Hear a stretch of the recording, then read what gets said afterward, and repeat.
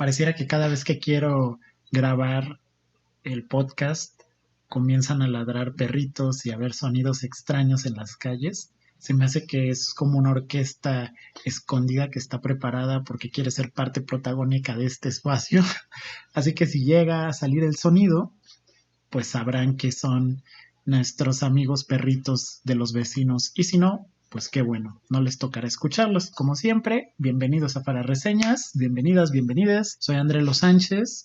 Vamos a platicar, como siempre, de audiovisuales realizados por personas pertenecientes a la diáspora, a la afrodescendencia, a la negritud, ya sea hechas, pensadas, planeadas, con temáticas, etcétera, etcétera, ¿no? Y como ya saben, si han visto los episodios anteriores, si no, pues corran a verlos. Ya tenía un ratito que no aparecíamos con el siguiente episodio. Había estado ocupado generando audiovisuales por mi cuenta, ya más adelante les contaré de qué van, pero pues aquí andamos. Entonces, el día de hoy hablaremos de una serie que me ultra encantó y que me la he pasado promocionándola en todos lados. Shout out al plumón que tengo en la mano para la gente que lo está viendo, y si no, si nos están escuchando en las plataformas de podcast, imagínense que tengo un plumón en la mano. Hoy vamos a hablar de Lovecraft Country. Para reseñas, comenzamos.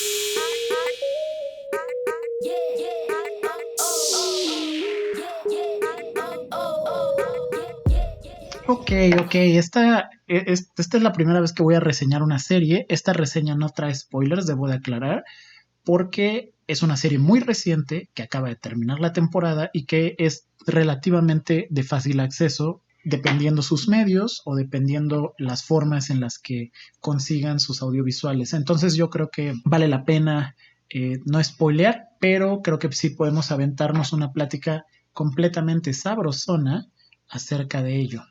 Voy a revisar nada más si mi fondo de pantalla está funcionando. Ok, está funcionando. Pues bueno, vamos a darle a esto, que hay bastantes temas que tocar y pues a ver cómo sale, pero para ello ya saben que tenemos que sacar nada más y nada menos con nuestra poderosa libreta. Esta libreta ha sido bastante buena. La verdad es de que he hecho pocas reseñas, la verdad es de que ya voy a la mitad de ella. Sin embargo, pues bueno, hay otras reseñas pendientes que les tengo y pronto espero sacarlas. Voy a comenzar directo y a lo que vamos, ¿no?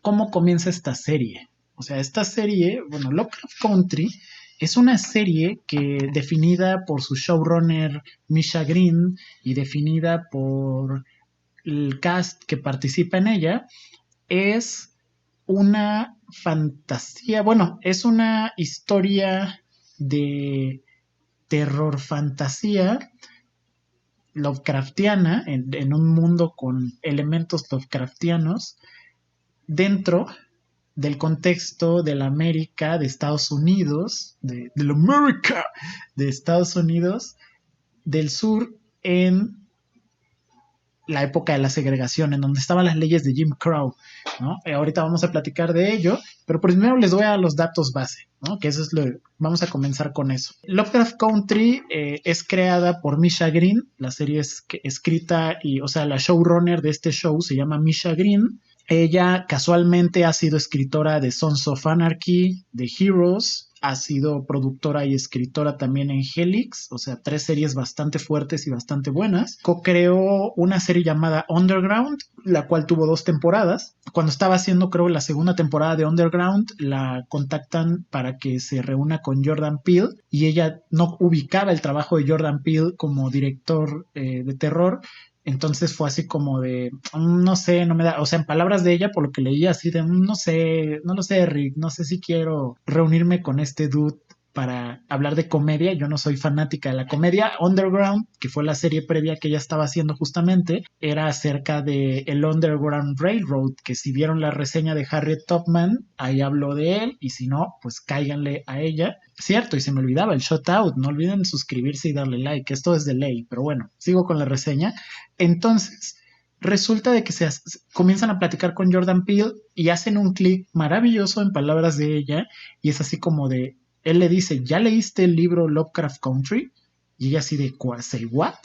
Es un libro que salió en 2016 y ella dijo, no, pues la verdad es que no lo he leído. Entonces agarra, lo lee y en el momento que lo lee dice, híjole, esto está buenísimo y este es el siguiente proyecto que voy a hacer definitivamente. Entonces comienza a trabajarlo, comienza a castear a la banda. El libro está escrito por Matt Ruff, que es una persona blanca y habla acerca de un ex veterano de guerra, o bueno, de un veterano de la guerra de Corea, que está volviendo a su país, a Estados Unidos, en la época de la segregación y le toca vivir un contexto aparte de complejo, porque es una persona negra nuestra protagonista, una de las protagonistas. No solo es eso, sino que le toca también estar en un entorno no solo de racismo, de discriminación y de segregación, sino en un entorno donde también hay monstruos, ¿no? Entonces se pone bastante loco y locochón. Lo interesante de este proceso es de que a la hora que lo estaban trabajando aparecieron varios productores y productoras, pero los principales,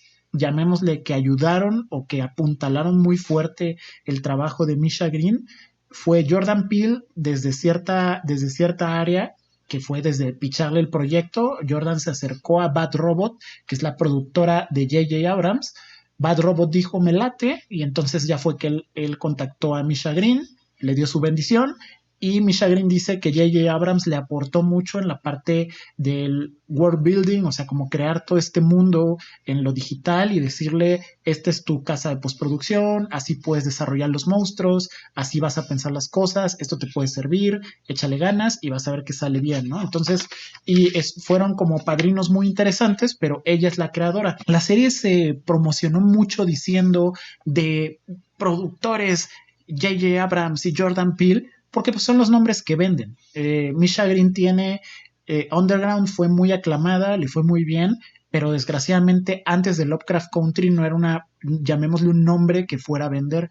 Entonces los otros dos nombres se usaron para vender. Yo espero que a partir de ahora ya hablemos de Misha Green como la showrunner que es, que ya lo era, pero que ya la tengamos más en cuenta, ¿no? Porque no es una serie en donde hayan pisado el set ni Abrams ni Jordan Peele. Entonces vamos a comenzar desde ahí. Este libro lo escribe Matt Ruff, pues muy contento dijo, pues el libro él lo escribió en 2016 apenas, como en esta él fue parte, llamémosle, esta oleada de libros que comenzaron a salir cuando el movimiento Black Lives Matter estaba, bueno, sigue estando, ¿no? Pero en estas oleadas que han habido de fuerza de ello, aparecieron muchas personas escribiendo temas de ellos, uno de ellos fue Matt Ruff, y lo interesante es que cuando lo estaban escribiendo, pues dijo Misha así como de, ¿saben qué? Yo la neta creo que puedo adaptar esto y hacerlo, o sea, elevarlo aún más. Y Matt Ruff estaba muy contento porque él dijo, la verdad es de que este libro está hecho para eso, o sea, el libro está hecho para que lo reinterpreten, lo adapten y jueguen con él, ¿no? Entonces, está muy bien porque Misha hizo algunos cambios que funcionan bastante bien en televisión y que le elevan bastante el nivel. Agregó otros plots, otras historias, porque claro, nos dejan con una espinilla por ahí de a ver si pues, puede seguir o no la serie. También ayudaron bastante Sonia Winton Odompten y Jonathan Kidd, que eran productores ejecutivos. Estaba viendo en un making of de que son personas que están especializadas en estudios afroamericanos, entonces como que metieron mucho de su input también para hacer la investigación y para tener un contexto social bastante fuerte. Es una serie bastante interesante. Protagoniza Jonathan Majors, que es fue así como el big reveal de la serie a nivel actuación. Él ya había hecho otras cosas, actúa en The Five Bloods, la película de Spike Lee, la última, en Jungleland, en Hostiles y When We Rise. Actúa en muchas otras cosas más, pero estas son las que muestro ahorita. Él es nuestro personaje, uno de nuestros personajes principales llamado Atticus. Ha estado nominado en los Black Reels Awards y en los Spirit Awards.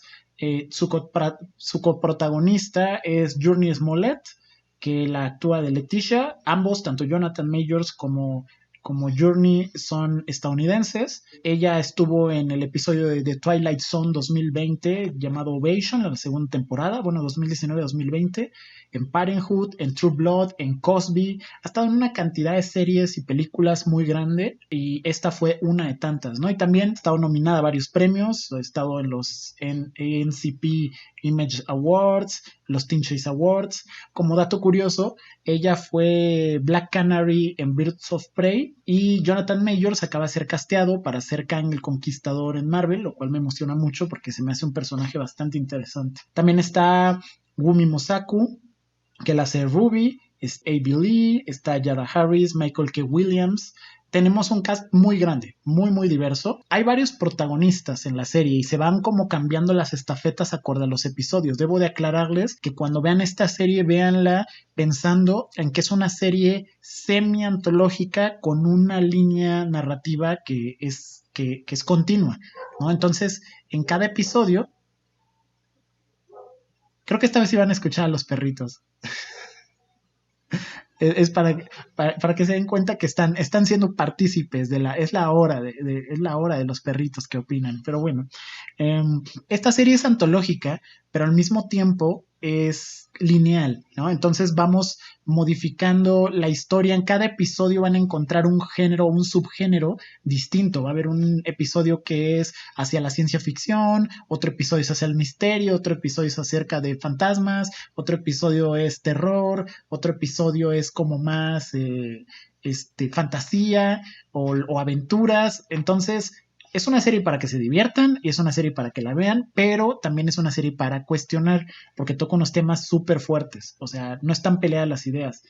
Michael K. Williams la hace Montrose, Wumi Mosaku es Ruby, les decía, Billy Keshaw es Cristina, Courtney Vance es George Freeman. Estaba escuchando un par de ruedas que dieron de prensa, bueno, como pláticas que dieron, uno para la Comic Con justamente, y estaban entrevistándolos y salían cosas muy interesantes. Por ejemplo, Emily Kershaw, que es una modelo y también actriz australiana, decía que en Australia, pues claro que existe el tema del racismo, sin embargo ella desconocía varios de los elementos de las cosas que suceden acá y se dio cuenta también de muchos elementos donde ella vive desde su privilegio, porque ella es una mujer blanca al final del día. Entonces le ha servido para cuestionarse, le ha servido para investigar y al mismo tiempo pues hasta el papel ha sido bastante, llamémosle, inmersivo en otra realidad, al final del día ajena a su país, aunque en Australia también hay racismo, así como lo hay en todo el mundo, no funciona igual, llamémosle, ciertas dinámicas o ciertos eventos históricos no pasaron de la forma en que sucedieron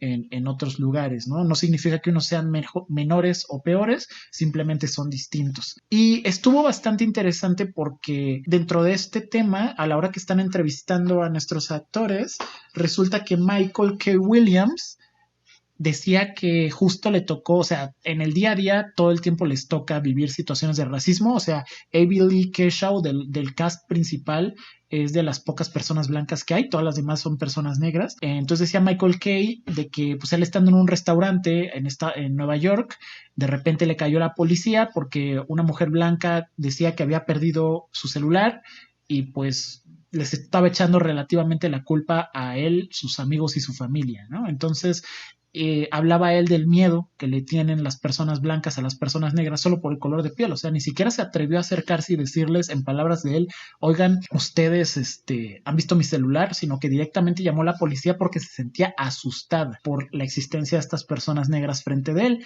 Y Courtney Vance, que es otro de nuestros personajes, que es el Uncle George, él decía que en su propio vecindario, él vive en un vecindario donde viven muchas personas blancas, de repente llegó la policía y lo estaban registrando porque pensaban que era una persona sospechosa, que alguien dijo que había una persona sospechosa por ser negra y que pues era él, ¿no? De repente una policía, que al parecer era como una sister negra, lo identifica y le dice, perdón, señor Vance, en palabras de él, así de, yo no tuve nada que ver en esto, aquí le dejo mi número de placa, cualquier cosa, qué oso, ¿no? En pocas palabras, o no, qué pena.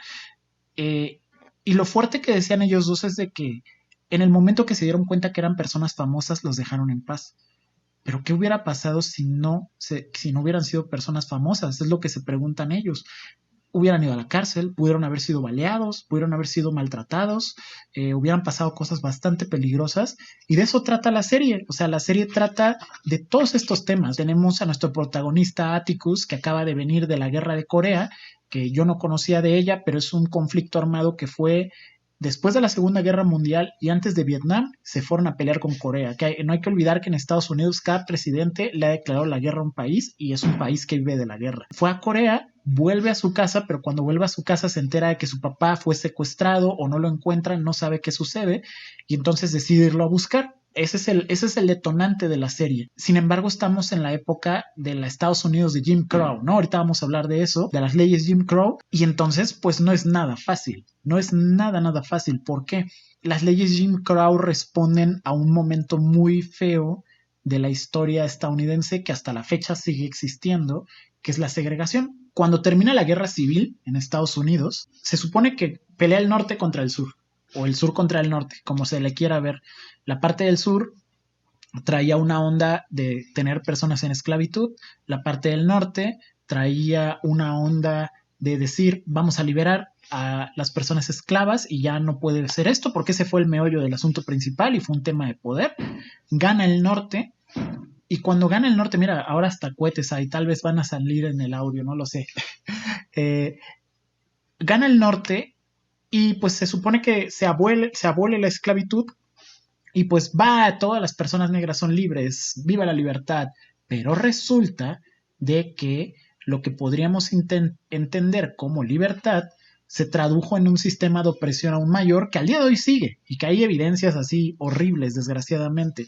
¿Por qué? Porque entonces se unen las clases de poder junto con las clases empobrecidas y dicen la neta, no me siento contento, o sea, ya gané la guerra, yo el norte, y yo personas de las élites que casualmente somos blancas, casualmente, casualmente, casualmente. Resulta que dicen, no me late la idea de que estas personas tengan poder o que vayan a tener poder, hay que diseñar un aparato para que no lo tengan, aunque ya no sean esclavas. Qué chido si se quisieron liberar, pero yo no les pienso dar mi privilegio ni mi poder. Entonces diseñan unas leyes llamadas Jim Crow en honor a un programa horripilante que pasaba en la televisión o en los medios en ese tiempo, que era básicamente un tipo que se pintaba la cara de negro, hacía blackface y salía haciendo barbaridades, hablando mal de la banda negra. Entonces, eso se convirtió, aparte de un estereotipo, en una imagen súper fuerte. Entonces, cuando aprobaron estas leyes de segregación, se les llamaron las leyes Jim Crow, coloquialmente por ese mismo tema. Y eran leyes bastante fuertes porque comenzaron con esta frase de decir separados pero iguales, ¿no? El tema aquí era de que separados pero iguales, ¿qué significaba? No tenías el mismo acceso a salud, a la escuela, al trabajo, a la comida, hasta para ir por un helado era diferente. Acá tengo una imagen que dice lavandería, solo lavamos la ropa de personas blancas, ¿no? Habían vecindarios que se distribuyeron así, o sea, se crearon pirámides de privilegio que aún siguen. Les voy a dejar links de videos para que vean cómo al día de hoy, 2020, todavía existen y todo eso sigue permeando, o sea, no cambió. Lo que hicieron acá fue nada más establecerlo de forma que la misma ley y el mismo gobierno dijeran, esto tiene que ser distinto. De hecho, en la Constitución salía, o en alguno de los documentos oficiales de Estados Unidos, que los suburbios no podían estar hechos de maneras que fueran multirraciales para que las razas que fueran, llamémosle, más conflictivas, no arruinaran la calidad de los vecindarios nuevos. Entonces ese pretexto lo usaron para hacer una gran cantidad de suburbios en los que vendían la idea de que en esos suburbios o en esos lugares bonitos y bien construidos, llamémosle, solo iban a vivir personas blancas y se separaban los servicios, les digo, o sea, por ejemplo, había un baño que solo tenía entrada para personas negras y un baño o para personas de color, porque tampoco les gustaban, por ejemplo, en un póster que tengo ahorita de fondo dice, no aceptamos perros, no aceptamos negros y no aceptamos mexicanos, güey. O sea, por si la banda de México cree que está libre de esto, pues no, y lo ven al día de hoy. O sea, por eso les digo que vean las relaciones, no ha cambiado ese tema. Y tan no ha cambiado, ¿por qué? Porque en 1890, 1880, 1890, la banda negra dijo, ¿saben qué? Nos vamos a organizar para iniciar a exigir derecho a voto. Para 1919 aparece el Ku Klux Klan, para 1921 pasa uno de los eventos más horribles en la historia de Estados Unidos, que es de la masacre de Tulsa, ¿no? De Tulsa, que es había una zona, un sector que le llamaban el Black Wall Street con personas muy adineradas negras que estaban generando pues dividendos muy interesantes y con la supuesta legata que ya salieron hace pocos años salió la persona a decir, la verdad es de que todo esto fue inventado, dijeron de que un chico negro había coqueteado, o le había faltado el respeto a una chava blanca, y en represalia a eso, 35 manzanas de edificios, casas y lugares fueron destruidos, los quemaron, aviones privados les tiraron bombas, o sea, se volvió una mini guerra civil en un solo día, y más que una guerra civil, un exterminio hacia la población negra de ese lugar. Mataron a muchas personas, muchas huyeron, se perdió una cantidad de dinero fuertísima, esas riquezas no se recuperaron y se le llamaba el Black Wall Street porque había mucho dinero que se movía, pues toda esa gente quedó en la quiebra y ese Black Wall Street desapareció. Entonces cuando aparecen estas cosas de es que no entiendo por qué las poblaciones negras en Estados Unidos viven en la marginalidad y esto, ahora me voy a regresar un poco, comienzan las leyes Jim Crow y las leyes Jim Crow decían, ¿sabes qué? Si quieres votar, te lo permito solo si cumples con estos requisitos. Si tus abuelos pudieron votar, tú vas a poder votar. Si te vamos a hacer un test de qué tan letrado estás, te vamos a hacer también unas preguntas acerca de cultura general, educación, y tienes que tener comprobante de que tienes cierto dinero en el banco. Si son personas que acaban de salir de la esclavitud, sus abuelos obviamente no podían votar, no tienen estudios en el sentido de la parte letrada, o sea, no, muchas personas no sabían ni leer ni escribir, y mucho menos propiedades, y las pocas propiedades que tienen se las dinamitan, como rayos esperan que llegue la banda y diga, ah, pues claro, voy a votar, ¿no? Porque ese es un tema que hasta la fecha sigue. Si ustedes se ponen a buscar los datos, es todo un tema que las poblaciones racializadas en Estados Unidos tienen más problemas para votar, porque, por ejemplo, aquí en México funciona así, por si hay banda de México que nos esté escuchando o viendo. Aquí en México, al momento que tú cumples 18 años, sacas tu credencial de elector, que al mismo tiempo es tu identificación, pero esa misma credencial te sirve para votar en todo lo que tenga que ver en cargos populares en el país. En cambio, en Estados Unidos no. En Estados Unidos, para votar, te tienes que registrar a un colegio y hacer unos trámites, y a partir del registro es que ya puedes ir a votar. O sea, no todas las personas, no me acuerdo si son 300 millones de habitantes allá o algo así, o si estoy mal, corregiré el dato, pero no todas las personas pueden llegar a votar allá. Y tampoco hay una credencial o una identificación que sea unificada en todo el país. Acá la credencial de elector en México es una identificación oficial que es en todo el país, o sea, es igual de válida en el norte que en el sur, y es el mismo formato, nada más cambia el nombre y el estado. En cambio allá pues usan la licencia de conducir u otras identificaciones para manejarse, pero vuelvo a lo mismo, no puedes llegar con tu credencial con tu licencia de conducir y decir, oigan, quiero votar hoy por tal cual, no, es así de tenías que haberte ido a registrar y después de registrarte tenías que hacer tal y tal y tal cosa. Entonces, cuando se inician a hacer estudios sobre ello, se ha detectado de que hasta la fecha sigue habiendo una desigualdad muy fuerte en el acceso a la posibilidad de voto de esas poblaciones. Por eso es que muchos candidatos siguen siendo electos, o por eso es que el voto de esas poblaciones sigue estando muy marginalizado, y por eso ven tantas campañas de regístrate, por favor, regístrate, sal a votar, regístrate, regístrate, porque la gente no lo hace, pero también a veces ni siquiera es una cosa de que no quieran, es que a veces no tienen los medios o el sistema no está hecho para apoyarles a ello. Eso es ahora.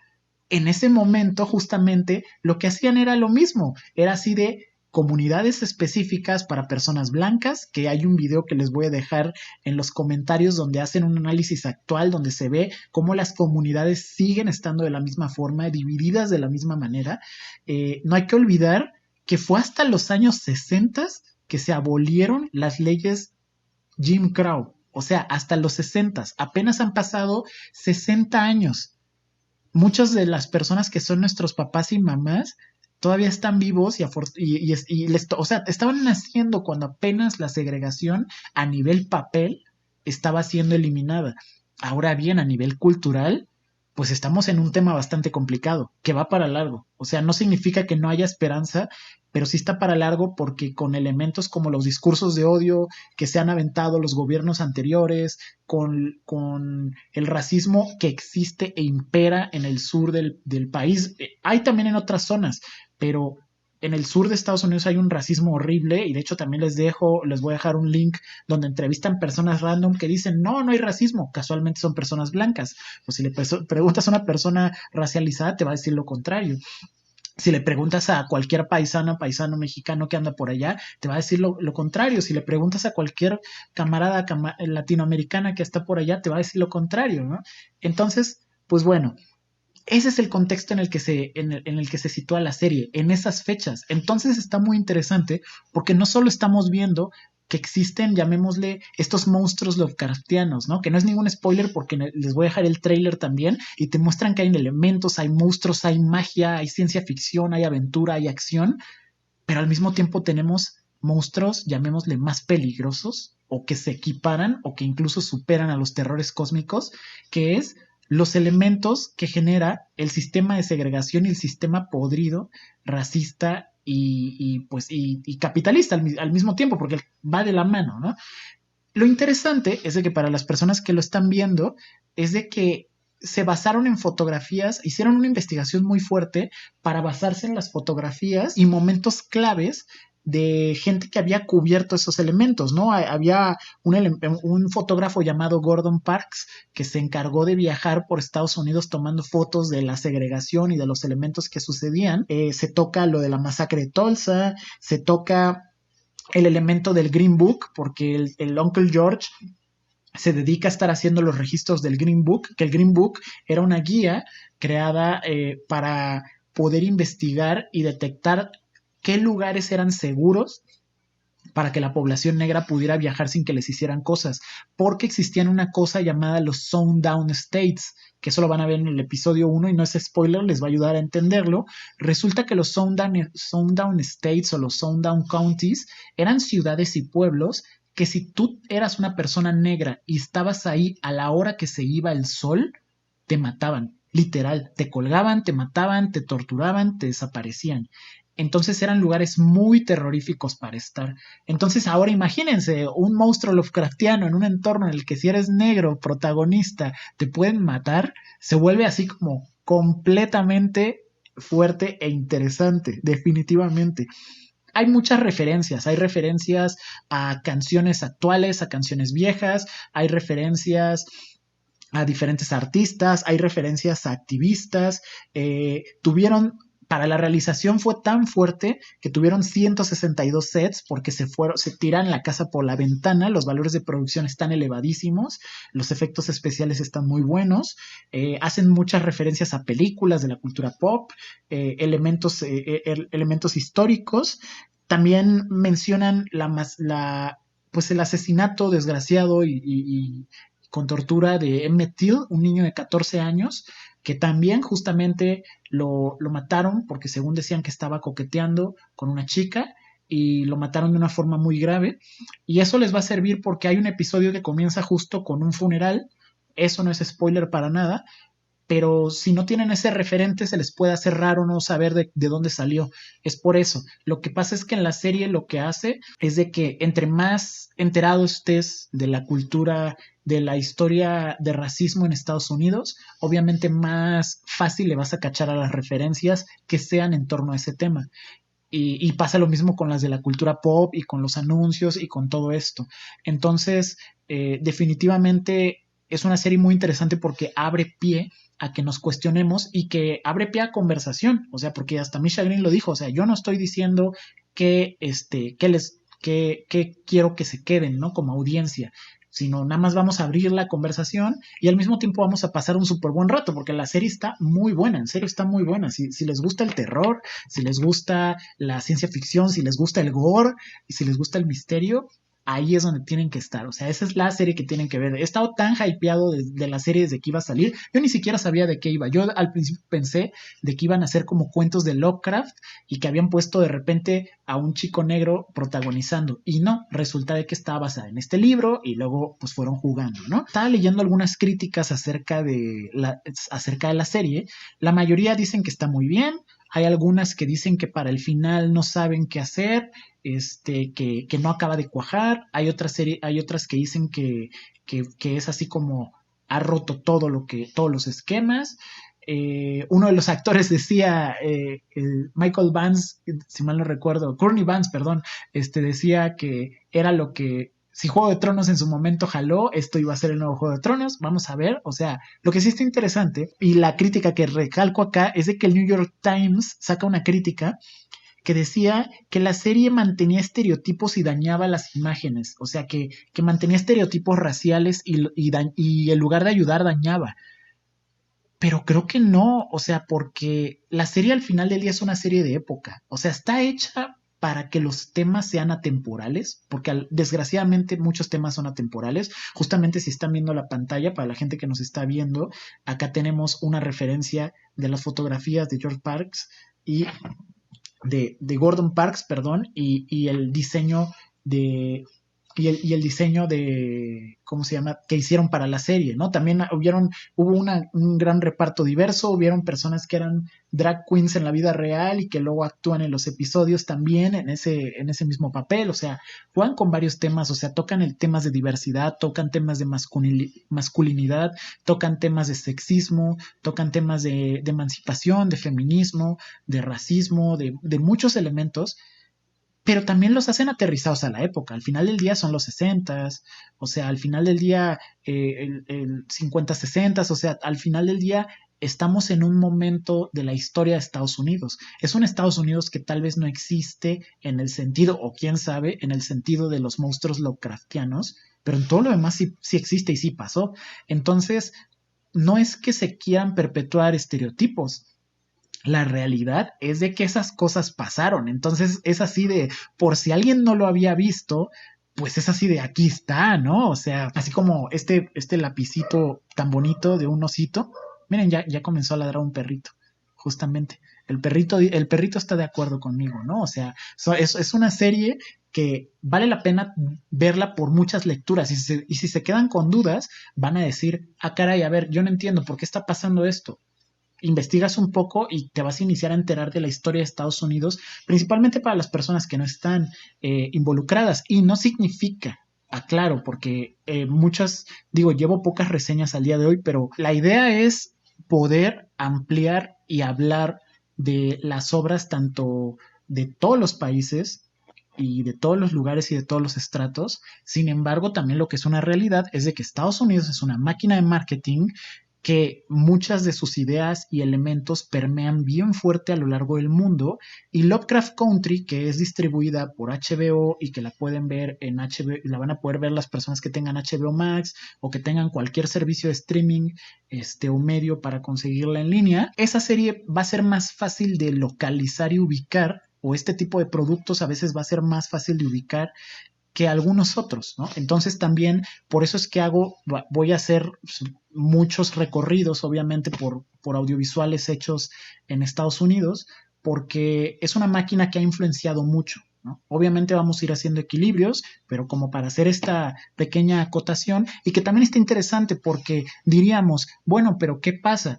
eh, a veces se habla solo de la esclavitud en Estados Unidos como si no hubiera existido la esclavitud en ningún otro lugar. Latinoamérica es un lugar que ha tenido, por ejemplo, una tradición de esclavitud horrible y que lo único es que se tradujo de otra forma. Así como existieron las leyes de segregación en Estados Unidos, aquí, por ejemplo, lo que sucedió fue que existió el sistema de mestizaje que engañó y escondió la idea de que no hay racismo, y entonces de repente salen a decir, bueno, es que no están como en Estados Unidos. Pues sí, o sea, justamente si ven los videos que les voy a dejar de referencia de cómo se maneja la distribución, de quiénes viven en ciertas zonas y esto, se van a dar cuenta que justamente hay una correlación. Por ejemplo, yo que vivo en la Ciudad de México y siempre pongo ese ejemplo, se vive muy distinto en ciertas zonas de nivel socioeconómico elevado, es cierto fenotipo de personas, y cuando inicias a ver su historia familiar hay ciertas correlaciones, y en las periferias justamente viven otros fenotipos, ¿no? Y si se inicia a mapear, hay una correlación en muchas veces el fenotipo con la escala de privilegios, con las desigualdades. Entonces, es una cosa que se puede ver en todos lados. Y eso también está bastante interesante, porque lo que plantea la serie Lovecraft Country no es exclusivamente estadounidense. La búsqueda de la identidad, el encuentro de la familia, los viajes que se logran. Y pues pasan muchas cosas, o sea, la serie se toma sus libertades, o sea, la serie se divierte, que esa es la respuesta también. Hay algunas críticas que decían, es que, ¿saben qué? Pudieron haberlo mejorado, debería de haber sido más fuerte la crítica, o como que se clavan mucho en ello, pero entonces ya no profundizan en la serie. Y hay una frase que decía Misha Green, que era así de, a ver, dice, yo cuando estábamos planeando esto y nos sentamos en la Writer's Room, platicamos y platicamos y platicamos acerca de cómo queríamos desarrollar los personajes, a dónde los queríamos llevar, pero al mismo tiempo acerca de los tropos y arquetipos de la ciencia ficción, de la acción y de todos estos elementos, porque normalmente en la ciencia ficción y en todas estas películas o en el terror, ¿qué es lo que, o sea, cuál es la tradición? Es más, ¿cuál es la tradición? ¿Qué le pasa a las personas negras en las películas de terror? O sea, ¿qué es lo primero que les llega a la mente? ¿Quién es la primera persona en morir? Exacto, ¿no? O sea, entonces, esta vez dijo Misha Green, ¿saben qué? Vamos a cambiar las reglas. O sea, si todas, o sea, si tenemos, no sé, 50 o 100 series y películas en donde hay ciertos clichés, pues ahora yo los quiero hacer, pero ahora va a ser protagonizados por estas otras personas. Entonces, claro, seguramente se puede criticar, o sea, habrán cosas que, como toda serie, habrán cosas que van a decir, esto no me gustó, esto sí me gustó. Por ejemplo, a mí a nivel personal, el final, siento que está bueno, pero al mismo tiempo siento que faltaron algunos elementos para amarrar. Mi episodio favorito, si mal no recuerdo, creo que es el 5. Este, pero bueno, ya les diré, hay unos episodios, o sea, como todo tiene sus elementos narrativos, pero la realidad es de que está muy interesante. O sea, la realidad es que está muy interesante, está muy bien hecha y cuando la ves dices, órale, pues sigan sacando más. O sea, al final del día me estoy entreteniendo y no significa que esta serie va a cambiar la historia, llamémosle, de cómo se ven a las personas negras y esto, pero volvemos a lo mismo. Si teníamos antes 50 o 100 series protagonizadas por solo personas blancas o con una o dos personas por ahí al fondo nada más para que cumplan la cuota, está interesante que ahora tomemos estas otras historias porque también puedes contar una historia que sea enteramente de terror y que sí te asuste o que digas, ah, caray, ¿cómo le van a hacer? Por ejemplo, para la gente que vio Get Out, es lo que logran, ¿no? O sea, si estás familiarizado con el tema del racismo o no, de todas maneras la ves y entiendes de qué va. Entonces es lo interesante de esta peli, porque te inicia a establecer temas sociales, pero al mismo tiempo te entretiene y te lleva y te maneja. Y he estado manejando mucho esto porque la verdad es una serie que recomiendo mucho ver. O sea, así como, no sé, así como vi Lost y así como vi Juego de Tronos y así como vi Breaking Bad, pues creo que también me puedo echar Lovecraft Country y pues pasarla muy bien. O sea, ahí sí ya no tiene nada que ver quién protagoniza o de qué habla. Y hay un personaje, Montrose, que hay un episodio donde dice una frase que no es una frase que cambie la serie, pero que creo que deja estos hints de que saben lo que están haciendo, que dice, tenemos que seguir la lógica de las novelas de aventura. O sea, a veces van a ser lógicas que vas a decir, ay, ¿a poco eso pasaría? Pero es una serie. O sea, también, o sea, una cosa es de que hable de racismo, otra cosa es de que hable de todos estos problemas sociales y estas problemáticas que hay, pero al final del día es una serie. Entonces también vamos a verla como tal. O sea, no vamos vamos a sentarnos a disfrutar y si hay cosas que nos incomoden, adelante, hay que investigarlas, si hay cosas que nos disgusten, hay que investigarlas. Si la serie no les gusta por la forma en la que está contada o por algunas otras cosas, también es válido, porque puede ser que no tenga que ver con el tema de lo social, puede ser simplemente que la vean y digan, pues la verdad ese tipo de series a mí no me gusta, pues va, también es válido, ¿no? Ahora bien, está interesante porque la serie también habla del poder de la magia, ¿no? ¿Quién y de las dinámicas de poder, o sea, como que es un elemento central de la serie para que le pongan atención cuando la estén viendo. ¿Quién tiene el poder? ¿Por qué lo tiene? O sea, esas son preguntas bastante interesantes que me gustaría que me respondieran en los comentarios si ya la vieron o qué les genera al ver el tráiler, por ejemplo. No solo los rituales y los elementos que trae la serie, sino también hay discursos que los ponen también, discursos de la vida real, que los ponen para fortalecer. O sea, la serie se nutre de varios lugares. Van a escuchar discursos de James Baldwin, un poema de Sonia Sánchez, una historia, un poema llamado Whitey on the Moon. Y está interesante porque Journey Smollett, nuestra coprotagonista, esta Letty, es súper católica y decía de que ella tenía mucho miedo de hablar de conjuros o de cosas sobrenaturales. Entonces todo el tiempo le estaba diciendo a Misha, pero ya súper investigaron de que lo que estoy diciendo no es real, de que es puro wiji wiji, o sea, como puro gibberish, puro invento, porque no quisiera estarme metiendo en algún ritual o algo así extraño, ¿no? Y que al menos ella dice que todo el tiempo está hablando así como con su pastor o con su cura, así de, estoy haciendo esto y que le decían, híjole, hija, pues suerte, ¿no? Pero no me alegra mucho la idea de que estés haciendo eso. Fue un reto bastante interesante para ella como actor, y justamente decían las actrices y también los actores de que fue bastante complicado el proceso también de actuar algunas escenas, porque, y por eso les mencionaba los casos de perfilamiento racial que han tenido con la policía últimamente, Courtney Vance y Michael Kay, porque decían, el tema es el siguiente, el tema es de que a veces nos toca vivir todos los días con este miedo y con esta sensación. Entonces, si de repente me toca actuarlo, aunque sé que estoy en personaje, tengo que hacer un esfuerzo por salirme después y no sé, no llorar, no sentirme mal o no quedarme enojado, porque son cosas que perfectamente podría escuchar hoy en la calle si salgo a la tienda. Entonces eso está bastante fuerte porque estamos hablando de una serie que según es de época, pero que al mismo tiempo son cosas que están pasando. Entonces también supone un reto bastante complejo. Y que eso también, por otro lado, es de que sí te lo pone en la cara, así de, no, a ver, Estados Unidos es racista. O sea, eso, dejémoslo, o sea, así, dejémoslo claro, ¿no? Eso también está bastante bonito porque no solo te pone una situación compleja ahí, sino que te pone en otro concepto que está muy bonito, que es el Black Love, ¿no? Como esta parte de personajes racializados o personas negras disfrutando, amando, queriéndose, peleando por sus sueños, ilusionándose, dándose cariño, dándose afecto, generando comunidad. Eso también está muy bonito porque es un concepto que al menos allá utilizan mucho para hablar de la comunidad, ¿no? Y que dicen qué bueno que esta serie habla también del Black Love, ¿no? O sea, de que existe todo esto y que puedes perseguir tus sueños y que a pesar de todo el tema, de todo el tiempo que ha habido, o sea, han pasado tantas atrocidades para las poblaciones negras en el mundo y aún así se atreven a salir a sonreír y a amar. O sea, eso es así de las frases más bellas que he escuchado. Otro de los elementos que por ahí decía Courtney Vance es de que también tenemos que reconocer nuestras diferencias hasta que nos demos cuenta que no hay diferencias.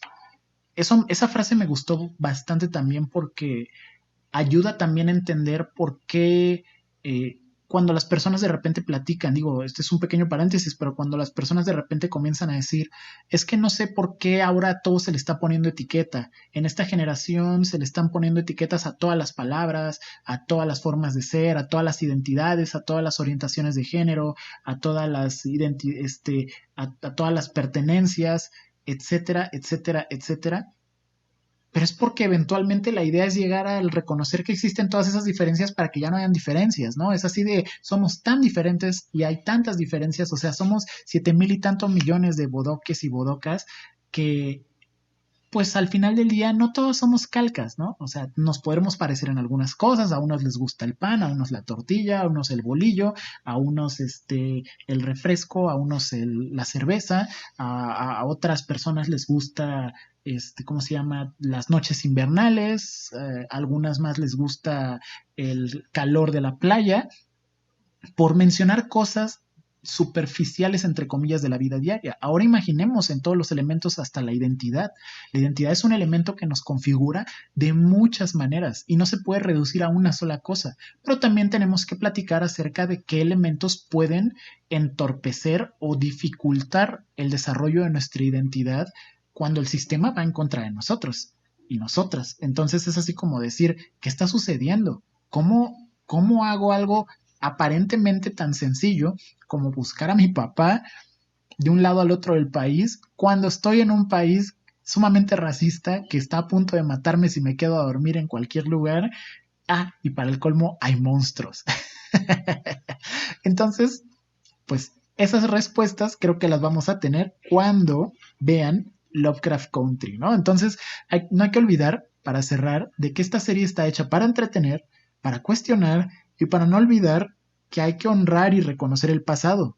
porque eso nos va a dar herramientas para poder construir un mejor futuro. En los comentarios les voy a dejar una playlist porque después de cada episodio hacen un podcast en el cual discuten elementos y cosas del episodio. Está en inglés, pero pues para las personas que le den a ellos se lo pueden echar. Entonces les voy a dejar el link del podcast, les voy a dejar el link al making of, a entrevistas que han dado, la entrevista que dieron en la Comic Con donde hablan de los casos de racismo, de los elementos de racismo estructural en Estados Unidos, un pequeño video que encontré acerca de las leyes Jim Crow que les puede ayudar para entender un poquito más de qué sucede. Y pues como siempre, pues muchas gracias por estar por aquí. Síganos en todas las redes, en Facebook, en Twitter, en Instagram. Suscríbanse al canal, denle a la campanita para que les lleguen las notificaciones cuando sacamos un nuevo video. Y pues ya saben, por acá andamos también para todas las servicios de streaming y de podcast donde nos puedan estar escuchando. Pues muchas gracias por escuchar un episodio más. Le agradezco también a nuestros amigos perritos por haber estado por acá si es que aparecen en la transmisión, así como a cualquier ruido incidental que sea parte de esto. Y pues bueno, me despido. Soy Andrelo Sánchez. Hasta luego.